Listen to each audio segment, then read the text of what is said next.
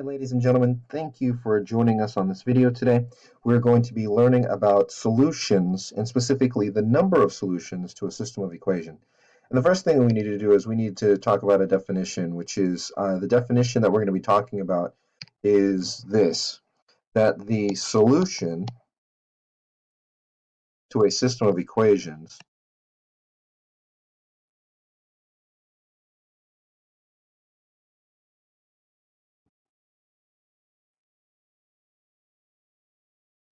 is the intersection point of the lines.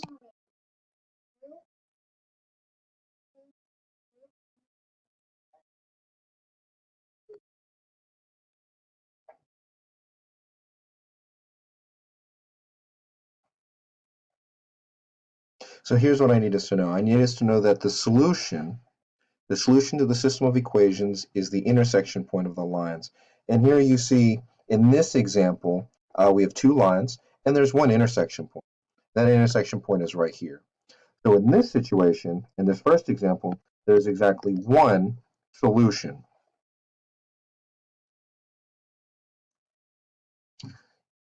Let's come down and look at the next example. Here we have something that we learned from our last unit, which was we have two parallel lines. If the lines are parallel, let's think about this for a moment. How many intersection points are there? How many times do the lines touch? In parallel lines, they never touch, so there are zero intersection points, so there are zero solutions.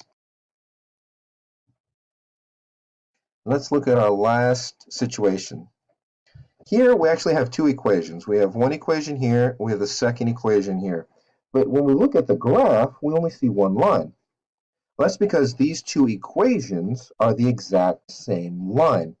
There's two lines here, so how many times do they intersect? They intersect here, and here, and here, and here, and here, and here. They intersect at every point. And how many points are there in a line? There are an infinite number of points that touch, and therefore there are an infinite number of solutions. Now let me take this example, actually let's go back up to the first example, and I want to show you something very specific about this situation. If we take a look at M and B in this situation, we see that the slope here is 3 and the slope here is 1/3. We see that they're different. Here we find B, which is 4, and B, which is 1, and these are also different. And here's what I want us to understand, is that when the two lines have different slopes and different y-intercepts, there will always be one solution when M is different and when B is different. So in order for us to understand, we can either look at the graph or we can look at the equations to see the number of solutions. When both the slope is different and the y-intercepts are different, we have one solution. Let's take a look at our second example. In our second example, our slope is 3 for both equations, so M is the same. When M is the same, but take a look here, we have a y-intercept of 4 and a y-intercept of 1. When the y-intercept is different, when the slope is the same but the y-intercept is different, we have exactly 0 solutions because we know that the lines are parallel, because parallel lines have the same slope but different y-intercepts. So the slope is 3, y-intercept is 4, slope is 3, y-intercept is 0. Is -1. So the slopes are the same, y-intercepts are different, are parallel lines, and parallel lines have no intersection points. Take a look at this situation for just a second with these two infinite lines. And I'd like to actually do some math for you. We're going to take this, 2x minus 1y equals -1. And I just want to prove to you, actually, let me do it this way. I'll work the math right underneath the equation so you can see it. So we're going to subtract 2x from both sides. That's -1y equals -2x minus 1. Divide by -1, divide by -1. Y equals Negative and a negative make a positive. 2x, negative and a negative make a positive, plus 1.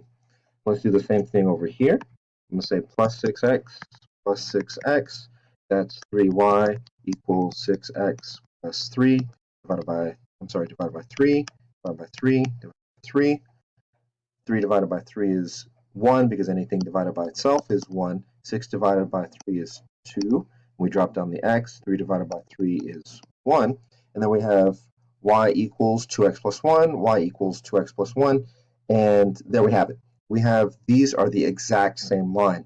Both, let me switch back, both M and B are exactly the same, and that makes it an infinite number of solutions. So what's our process here? The process, step 1, is always going to be to solve for y. We want y equals mx plus b. And then once we have y equals mx plus b, then the second step is to compare m and b.